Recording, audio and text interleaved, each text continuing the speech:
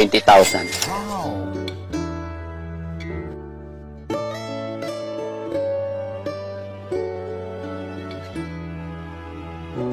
Berly, may tanong ako sa'yo. Gaano kahirap ang buhay dito sa probinsya nyo? Kapag hindi kami magtrabaho, wala kaming kakainin. Eh, tignan nyo yung saingan nila mga kababayan yung nasa sahig. Ang hirap ng kalagayan dito, ang liit. Saan ang CR ninyo dito?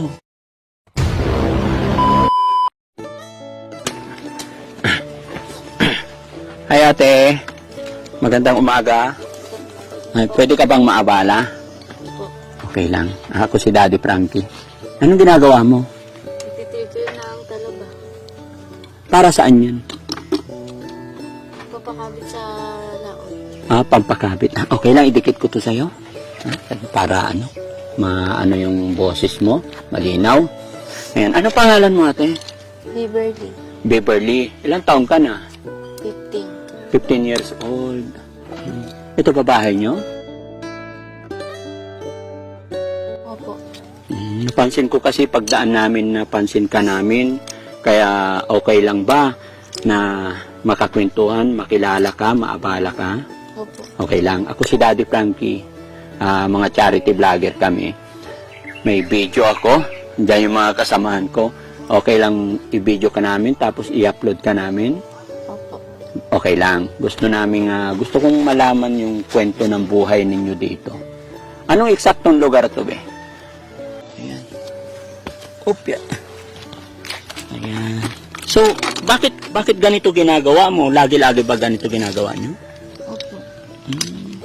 Ito, sabi mo kanina, ilalagay sa laot. Opo. Ano to? Ikaw maglalagay, hanap buhay nyo, o ito ibibenta nyo? Yan ang hanap buhay namin. Ito ang hanap buhay nyo. Opo. Paanong hanap buhay? Ito, ikaw gagawa, tapos kayo rin maglalagay sa laot? Opo.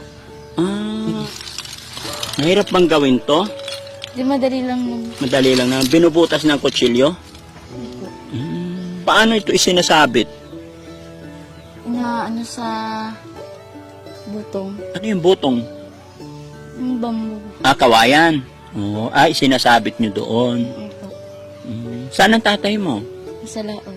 Nasa laot. Siya yung naggagawa nito. Opo. Ang nanay mo, Nagtrabaho. anong trabaho? Anong trabaho ng nanay mo? Naglalaba.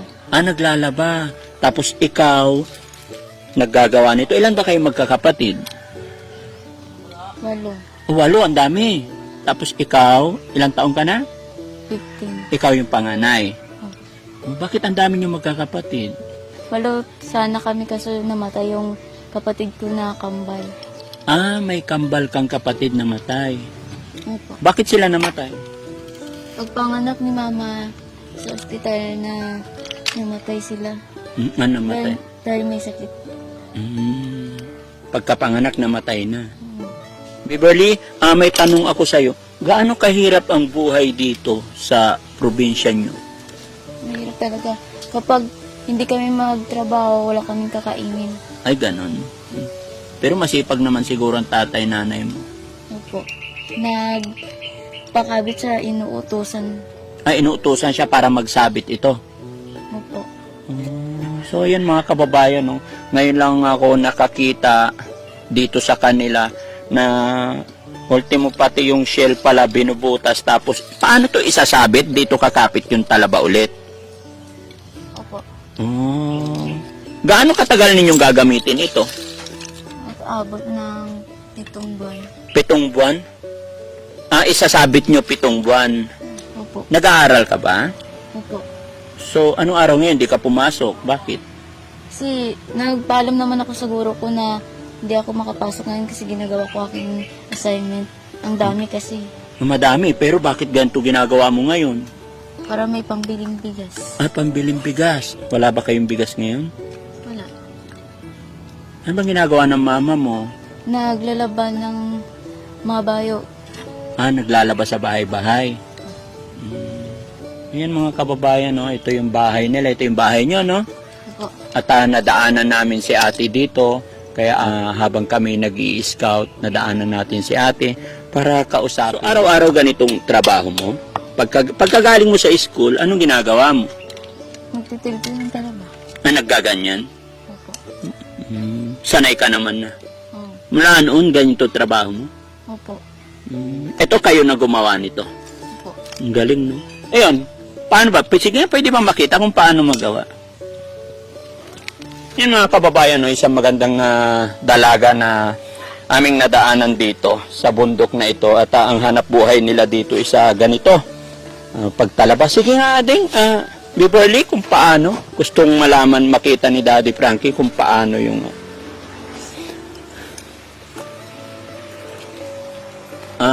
okay. Ganito. Tapos itatali. At tapos itatali. Yun mga kababayan, no, sanay na sanay si Beverly. Which is, syempre, ito nga po yung trabaho. Ay, may bilang. Ilang piraso kada tali? 4. 4 lang. So, pagkagaling ng school, ito yung pinakalibangan nyo. Ito yung trabaho. Opo. Ang galing mga kababayan, instead na yung mga ibang bata, pagkagaling sa school or what, naglalaro. Pero si Beverly, tumutulong sa kanyang mga magulang sa paggawa ng ganito. Hindi ko alam anong tawag nila dito. Anong tawag sa ganito? Tunnel. Ha? Tunnel. Tunnel? Oo. Tunnel. Opo. Pasensya ka na, ha? Na wala sa amin yan, eh. Okay. Anong grade ka na? Grade Grade 9. Kumusta ang buhay-buhay nyo dito? 9. Paminsan, kapag hindi nagtrabaho si mama at papa, wala kami kakainin. Wow, kaya ka tumutulong. Opo. Ay, pati ito, ang dami, no? Kailangan makargahan mo to lahat. Opo. Kaya mo? Opo. Kaya mong gawin lahat ito? Opo. Madali lang naman magawa. Madali lang mapuno to. Buti hindi ka nasusugat, yan tatalas ng mga shell. Hindi.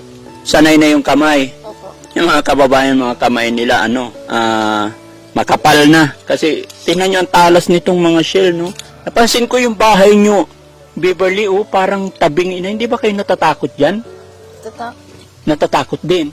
Hirap ng buhay dito, mga kababayan, grabe. Tapos ito, yung mga hanap buhay nila, nakapaikot yung mga shell.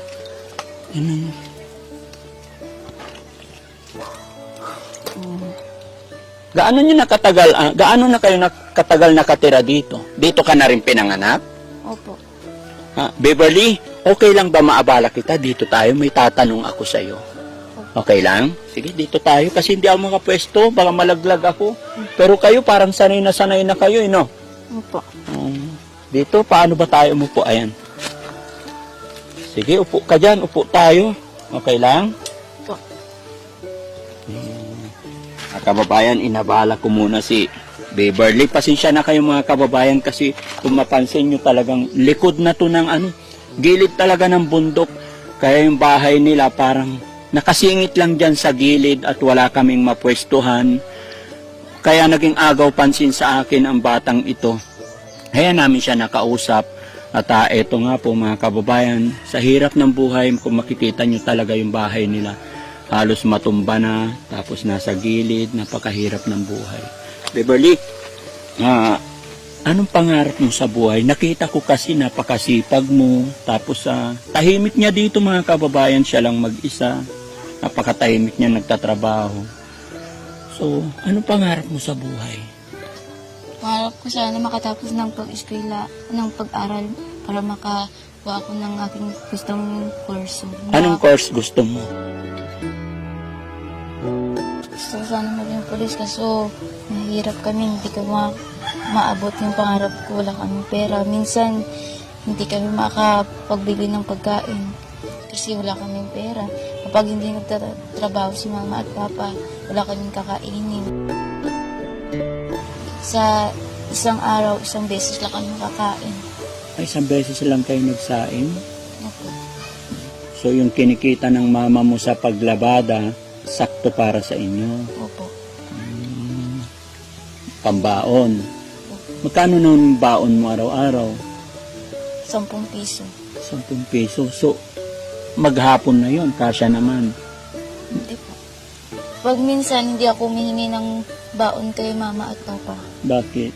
Kasi naaawa na ako sa kanila. Napakabait mo naman, anak. Minsan kapag may nagpatrabaho sa akin, hinahatian ko naman sila. Sa edad mong yan, nagtatrabaho ka na rin. Opo. Pinagsasabay mo yung pag-aaral. Opo.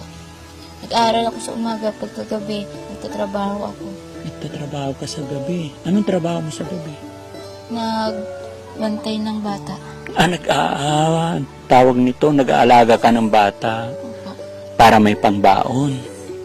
Hindi po pangbili ng bigas. Ay, pambili rin ng bigas. Lagi-laging ganun bang ginagawa mo? Opo. Basta labanan mo lang, no? Magsikap ka lang, balang araw. Walang araw maabot ko rin ng pangarap ko. Basta magtiyaga ka lang, lagi ka lang magpipray kay God. Minsan hindi na ako pumapasok sa school kasi palagi ako binubuli ng aking kaklase. Bakit ka binubuli? Kasi sabi nila sa akin, mahirap daw ako. Hindi ko kaya magbili ng mga gamit sa school. Kaya binubuli nila ako. So, paano yung mga project mo? Pag halimbawa, di ba, usually ngayon sa school, may mga project sa cellphone na wala talaga. Wala. Kahit isa sa nanay-tatay mo, wala kayong cellphone. Wala kaming pambili ng cellphone. Sabagay, nasabi mo nga, bigas nga, hirap na hirap kayo, bibili pa ng cellphone. Lagi kang binubuli sa school. Opo. Anong ginagawa mo pag binubuli ka nila? Umiiyak. Umiiyak lang ako, hindi ko sila pinapansin. Hindi mo sila pinapansin. Anong sinasabi mo sa kanila? Wala. Iyak lang ako ng iyak. May iyak ka na lang. Hinahayaan ko lang naman sila. Pag minsan, sinasaktan nila ako, hindi ko sila pinapansin. Lumalabas ako ng classroom namin. Paano kanila sinasaktan? Bakit? Minsan, tinutulak. Pag minsan, yung aking papel, ginagisi. Bakit? Hindi ba may mga kaibigan ka rin sa school? Wala. Kahit isa, wala. Ayaw daw nila makipag-ibigan sa akin kasi wala daw akong pera. Dahil mahirap ka lang. Kasi sabi nila wala akong perang pambili kahit ng notebook, hindi ako makabili. Kaya hinahayaan ko na lang sila. Anong nararamdaman mo nung binubuli ka nila tapos ayaw ka nilang maging kaibigan? Siyempre, ang sakit ng maramdaman na wala kang kaibigan. Pagkatapos, palagi ka pang binubuli sa school. Kaya pala, nung pagdating ko dito, tahimik na lang ikaw nagtatrabaho dito. Opo. Kaya magsikap ka lang. Sinasabi nga nila sa akin, hindi daw ako makatapos ng pag-eskwela kasi wala kaming pera. Huwag mo silang intindihin, no? Sa isipin mo, alam mo, hindi ka pababayaan ni God. Basta magsikap ka, wag na, kahit wala kang cellphone, tuloy pa rin ang pagpasok. Opo. Tsaka sabihin mo kay teacher pagka lagi kang binubuli, magsabi ka kay teacher. Hindi ba pwede maging kaibigan mo na lang yung mga classmate mo para walang away? Hindi po, ayaw nga nila akong lumapit sa kanila. Ayaw ka nilang palapitin. Tinutulak nga nila ako kung tuwing lumalapit ako sa kanila. Di sabihin mo sa teacher mo yung ganun para magawan ng paraan ng teacher. Nung pinubuli nga nila ako, sinasabi ko, gusto ko na sanang huminto sa pag-aaral. Kaso iniisip ko, gusto ko makatapos ng pag-aaral para maahos sa kahirapan yung pamilya ko. At makapag-aral yung mga kapatid ko. Gusto ko naman kasing makatapos sa pag-aaral para makapunta sa ibang bansa. Gusto mo rin mag-abroad. Alam mo, matutupad lahat yan basta lagi ka lang magpipray kay God at lagi kang magtitiwala sa sarili mo na kaya mo. Tandaan mo, hindi araw-araw ganito ang buhay nyo, no? Laban lang. Ano naman ang sinasabi ng nanay-tatay mo sa'yo? Kinikwento mo ba sa kanila yung nangyayari sa'yo sa school? Opo, sabi nila hayaan ko na lang para hindi dumami ang gulo. So kaya mo naman. Pero minsan, hindi ako pumapasok sa math na subject. Kasi sa tuwing math na subject, doon ako nila binubuli. Pag sa math, Kasi nga mahina ako sa math. Mm. Sasabihan nila ako na bubo. Sa tuwing sasabihan nila ako ng mamasakit, umiiyak na lang ako. Alam mo, walang bobo na nilalang si God eh. Lahat tayo may kanya-kanya tayong talent. Kung hindi pa man ngayon, bukas makalawa meron. Basta gawin mo lang silang inspirasyon, wag na wag kang susuko ha. Sige mga kababayan, na hindi ko alam kung anong gagawin ko dito regarding doon sa problema ng bata. Pero sana mapanood ng teacher mo ito para magawan nila ng paraan yung problema mo. Sabi ni Mama, Papa sa akin, na sumikap lang daw ako, pagtsagaan ko. Kahit binubuli ako sa school, lalaban daw ako para makatapos sa pag-aaral. Para matupad ko ang aking pangarap. Wag na wag kang Kasi Mama, hayaan mo lang yung kaklase mo, hindi naman sila makakatulong sa'yo. Tama, totoo yun. Alam mo, ikaw mismo tutulong sa sarili mo. Sabi na ni Mama at Papa, mag-aral lang ako ng mabuti. Hayaan ko lang daw sila. Huwag ko silang pansinin. Oo.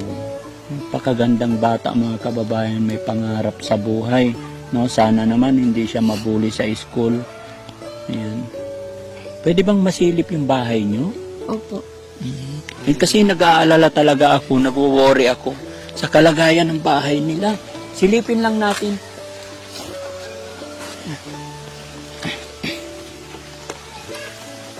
Ay, ito.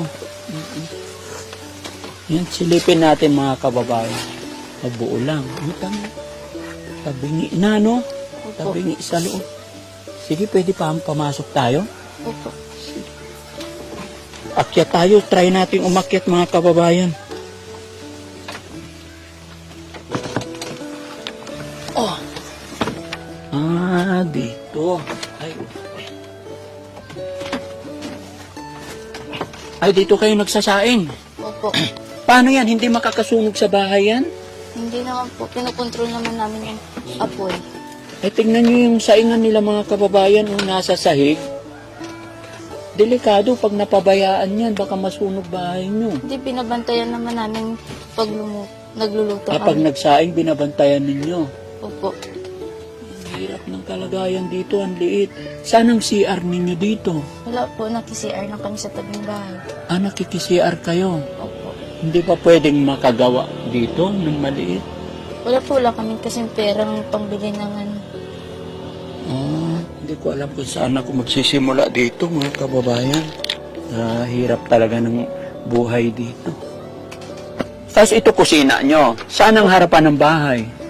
Doon. Ay, doon. Pwede pumunta tayo doon. Gusto ko maikot. Pasensya ka na. Opo. Nagiging chismoso ako. Interesado ako sa bahay. Sige, samahan mo ko. Walang pako yung sahig, no? Yung iba? Opo. Dito. Opo. Dito tayo. Dito na ako lalabas. Opo. Ay. Ayan. Sige. Puro shell talaga yung paikot ng bahay, no? Opo. Puro talaba. So, sige, anak, basta masasabi lang ni Daddy Frankie, tuloy-tuloy ang laban, ha?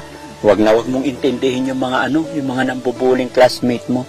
Opo. Ito na lang isipin mo. Kung ngayon binubuli ka nila, tuloy-tuloy mo lang yung pag-aaral mo. Malay mo, pag natapos ka ng pag-aaral, magkikita-kita kayo, ay matagumpay ka na. Ha? Basta wag na wag kang mawala ng pag-asa. Sana sunod na araw makita ko yung mga magulang mo. So, sa ngayon, bigyan kita, sana makatulong to sa pag-aaral mo. Opo. Ha? Opo.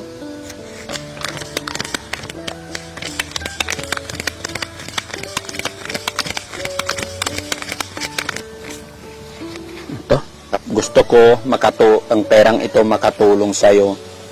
Gusto ko makapagtapos ka pag-aaral. Sana may mga makapanood ng video mo, may mga kababayan tayong makatulong pa para makapag-aral kang mabuti, ha? Bilangin mo to. 2, 4, dalawang kamay, 6, 8, 10, 12, 14, 16, 18, 20,000. Maraming salamat po sa pera na binigay niyo. Makakatulong po to para makabili kami ng bigas at sa pag-aaral ko. So magsikap ka lang, huwag kang mawawala ng pag-asa, huwag mong intindihin yung mga nambubuli sa'yo. Bagkos gawin mo silang inspirasyon. Sayang no, hindi ko lang inabot yung mga magulang mo. Pero sana, pagbalik ko makikita ko na sila, no? Ano gagawin mo? Anong naisip mo ngayon sa perang binigay ko? Bibili kami ng bigas. Bibili. Tapos, bibili ko ng cellphone para gagamitin ko sa school. Makakabili na ba ng cellphone yan? Sa bagay, may cellphone na 6,000. Opo. Magsisikap ako sa pag-aaral para makatapos sa pag-aaral para matulungan ko si mama at papa at ang aking mga kapatid. Ang laban lang. Ha? Opo. Okay. So, ayan mga kababayan, mga kabarangay, pasensya na kayo. Hindi masyado makapagsalita si Baby, ang ating nakita dito dahil hindi masyadong ganun pa sa Tagalog. At si Daddy Frankie naman, hindi ko rin masyado naintindihan lahat ang mga sinasabi. Pero ang importante dyan mga kababayan, nadalaw po at nakikita ni Daddy Frankie yung mga kababayan natin dito sa bundok, sa malalayong lugar.